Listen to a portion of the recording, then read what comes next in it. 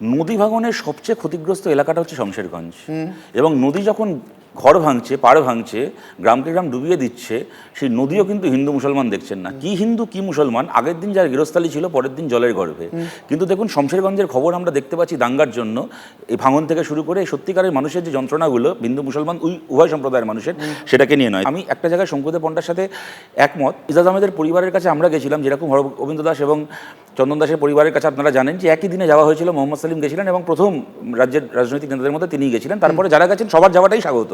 আমি একটা জায়গায় একমত, ইজাজ আহমেদের পরিবারেরও এটা বক্তব্য এবং এলাকার লোকেদেরও এটা বক্তব্য যে ইজাজ আহমেদ মারা গেছে পুলিশের গুলিতে, এইখানে কোনো ভুল নেই। এবার আমি একটা কথা বলি অনির্বাণ, না কিন্তু ব্যালিস্টিক রিপোর্ট না সেটা তো আছে, আমি অন্য প্রসঙ্গে কথাটা বলছি। অনির্বাণ, আমি এবং সুদীপ্ত গুপ্ত একসঙ্গে মিছিলে গেছিলাম, কেমন চোখের সামনে সুদীপ্তকে মরতে দেখেছি, তাও কিন্তু মমতা ব্যানার্জির পুলিশের মারে।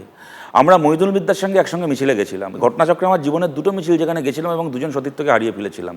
সুদীপ্ত হিন্দু পরিবারে জন্ম দেওয়া, মহিদুল বিদ্যা মুসলমান পরিবারে জন্ম নেওয়া, পুলিশের গুলিতে মরেছিল।